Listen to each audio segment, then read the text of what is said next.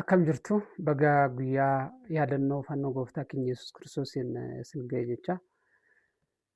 Kiristaanonni hundi guyyaa irraa kana guyyaa fayyinni dhala namaa itti raawwate, guyyaa waadaa dhalti namaa seexana wajjin walii mallatteessee ture, du'aaf yookaan kufaatiidhaaf seenaa dhalti namaa mallatteessee ture keessatti mallattoo inni dhumaa fayyinni dhala namaa akka mirkanaa'uuf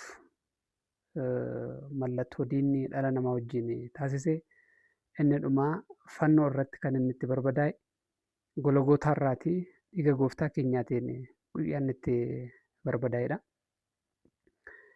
Mee guyyaa kana baay'een keenya sagadaan kadhannaatiin sirna adda addaatiin mana kiristaanaa keessatti gaggeeffamaa akka oolu ni beekna jechuudha. Egaa yeroo hedduu fannoo gooftaa keenya Yesuus Kiristoosiin wal qabatee seenaan jiru akka kiristaanota biratti seenaa wangeelaa irra jiru kiristaanota biratti akka inni hubatamuuf gahee guddaa kan taphatu waa'ee fiilmii adeemsa fannoo gooftaa keenya Yesuus Kiristoosiin wal qabatee hojjetame fiilmii The Passion of the Christ jedhu baay'een keessan ni beektu yaada. Fiilmiin sun dhugaa dubbachuudhaaf fiilmiiwwan hojjetaman waa'ee fannoo gooftaa keenya irratti hojjetaman kamuu caalaa dhugaatti kan hiqe aarsaa guddaan keessatti kaffalamee fiilmii hojjetame addunyaa kanarrattis namoota hedduu biratti kan daawwatame galii argamsiiseen fiilmiiwwan addunyaa irratti hojjetaman keessaati fiilmii seena qabeessa kan ta'e kana ni beekna. Keessumaa waggoota 15-20 dura yeroo kiristaanummaan bifa teknooloojiitiin deeggaramee wangeelli akka lallabamuuf yeroo hojjetamaa ture keessatti baadiyyaallee osoo nafiin namoonni hedduun bakkeewwan adda addaatti akka daawwataniif agarsiifamaa ture. Garuu mee fiilmii kanaan wal qabatee maaltu jira? Fiilmiin kun yeroo hojjetamu mudannoowwan dhugaa ta'an aarsaa akkamiitu itti kaffalame hojjetame kan jedhu gabaabinaan qabxiiwwan muraasa kaasuu barbaadeen irra kan dhufe maqaan koo Dhaabaa Siyyuumiin jedhama. Yeroo gabaabaa akkana wajjin turtan asumaan sin affeera. Egaa fiilmii kana namoota hojjetaman keessaati namni daayireekti godhe yookaan fiilmii kana daayireektarri fiilmii kana daayireekti gochuutiin fiilmichi akka inni foon uffatee dhugaa wangeelaa irra jiru sana lafa bu'ee akka dhalti namaa hubatuuf nama gahee guddaa taphatedha. Taatoon gooftaa keenya fakkaatee hojjete Jiim Kaaveliin jedhama. Namni kun taatoo gooftaa keenya uffatee hojjechuudhaaf aarsaa guddaa kaffalee dadhabbii guddaa dabarseeti fiilmii nuti irraa arginu kana haga dhugaa nutti fakkaatutti baay'een keenya yeroo fiilmii kana ilaallu dhugaa wangeelaa irraa wajjin baay'ee walitti hiikuu irraatiin kan ka'e haga boonyutti haga imimmaan qabachuun namatti ulfaatutti taateewwan asirratti raawwataman reebichi taasifamu haga imimmaan keenya nu buusutti haga baay'ee nutti dhaga'amutti kan nuti agarru kana taatoon Jiim Kaaveliin jedhamu kun gooftaa keenya bakka bu'ee fiilmii kana hojjetee jira. Egaa fiilmiin kun hagamuu dhugaa fakkaatu dhugaa gooftaan keenya fayyina dhala namaatiif jedhee fudhate sana gonkumaa bakka sin bu'u guutummaa guututtis waan agarsiisu hin qabu jechaadha. Gooftaan keenya yeroo 666 reebicha qofaa kan inni reebame haga kanadha. Sanuu reebicha baay'inaa reebicha kana qofa osoo hin taane kan nama ajaa'ibu meeshaalee gooftaan keenya ittiin reebame dhalti namaa yeroo tokko ittiin rukutame illee lubbuu fi foon kan adda baasu uleewwan akkasiitiin alangaa akka kanaatiin reebame alangaa sansalata guddaa qabuun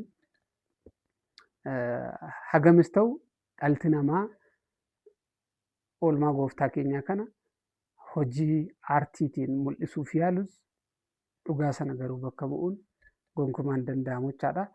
Egaa taateewwan ajaa'ibsiisoo keessaati taatee inni jalqabaa taatoon gooftaa keenya bakka bu'ee hojjete kun bakkakkaatiin rukkutamee ture. Tibbuma fiilmiin kun hojjetamu bakkaatiin rukkutamee ture. Bakkaatiin rukkutamuu isaa qofa miti kan nama ajaa'ibu lubbuutiin hafee jira jechaadha.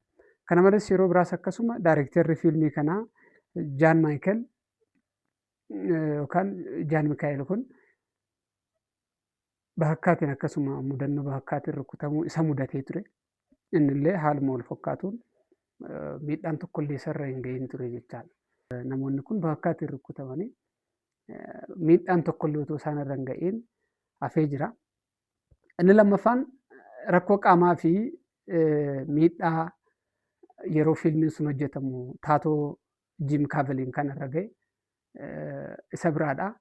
Kunis fannoo gooftaan keenya irratti fannifame sana agarsiisuudhaaf muka ulfaataa muka jiidhaa kiiloo 68 ta'u baachuu irraan kan ka'e ceekuun isaa yookaan qoleen Jim Kaavilii buqqee ture jechaadha. Yookaan meelatee ture jechuudha. Kana jechuun gooftaan keenya fannoo muka jiidhaa baate fannoo muka jiidhaa inni baate sun osoo dhala namaa ta'eeti lafaa kaasuun illee kan hin danda'amne gooftaan keenya kophaasaa baachaa ture. Taatoon kun isa sana aga tokko agarsiisuuf jedhee muka jiidhaa kiiloo 68 baachuutiin ceekuunsaarraa buqqa'uusaa seenaa kanarraati ni hubanna. Kana malees tibba fiilmiin sun irratti hojjetame tibba baay'ee qorraadha.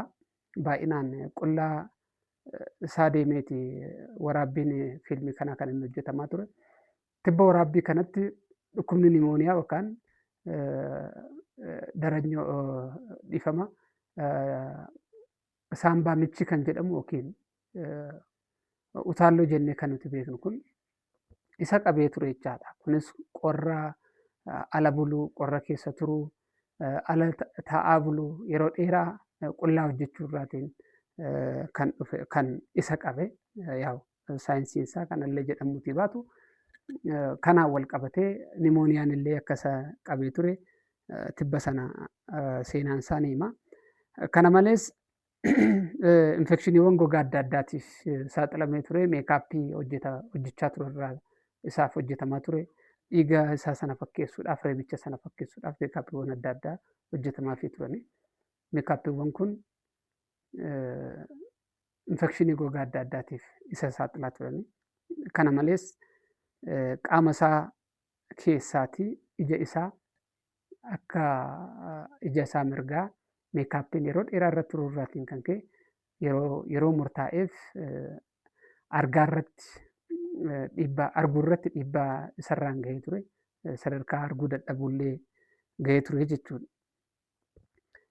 Qabxiin sadaffaan dhugumaan reebamu yookaan reebicha fakkeessaatiin hojjetamu sana biratti taatoon kun yeroo fiilmii sana hojjechaa turetti taatoowwan loltoota Roomaa fakkaatan hojjetan nama kana yeroo lama rukuttaa cimaa rukutanii haga gogaansaa cituutti gahee ture jechaadha.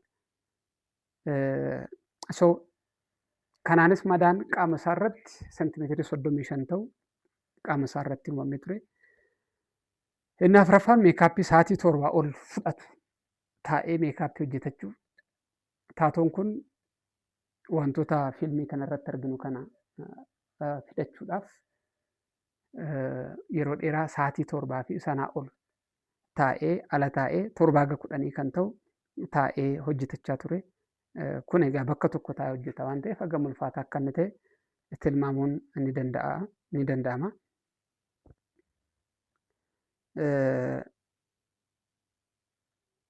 Inni shanaffaan amantiin namoota fiilmii sana keessatti hirmaatanii aga amantii isaanii jijjiirutti namoonni ga'an turaniiru.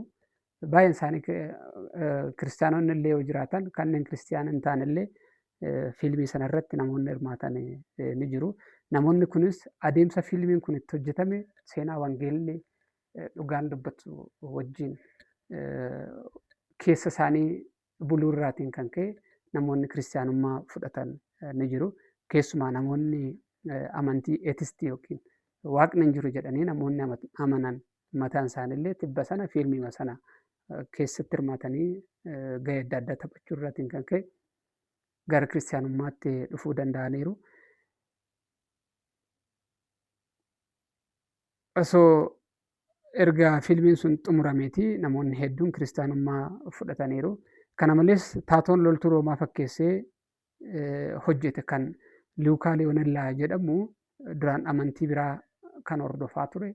Erga fiilmii kana keessatti gahee adda addaa taphachuutiin hirmaatee booda gara kiristaanummaatti deebi'ee jira jechuudha.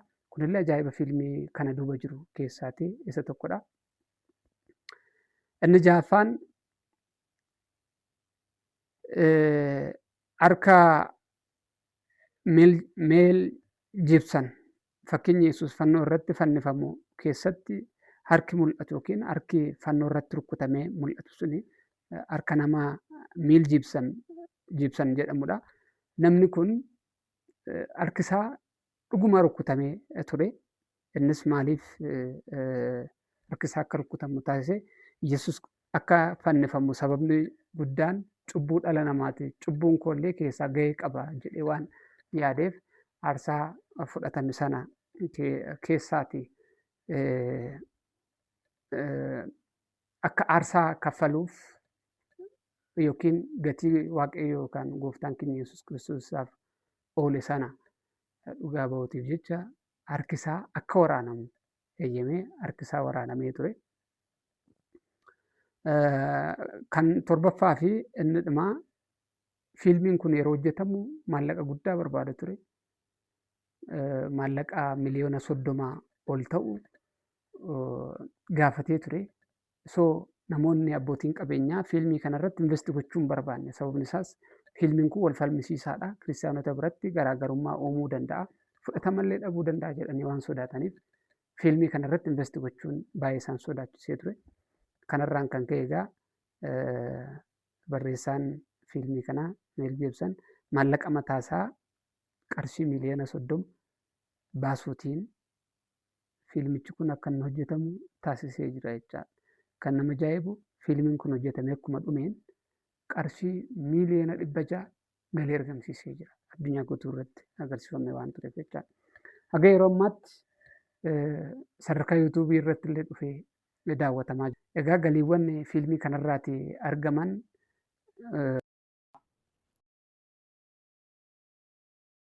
jedhu fiilmii Yesuus Kiristoos jedhu irratti dhaabbatni mataasaa hundaa'ee addunyaa irratti kiristaanummaan akka ittiin lallabamuuf wangeelli akka ittiin lallabamuuf dhaabbata tola ooltummaa oolaa jiruuf maallaqni isaa galii ta'aa jira. Galiin achirraa argamus hojii wangeela babal'isuu adda addaatiif oolaa jira.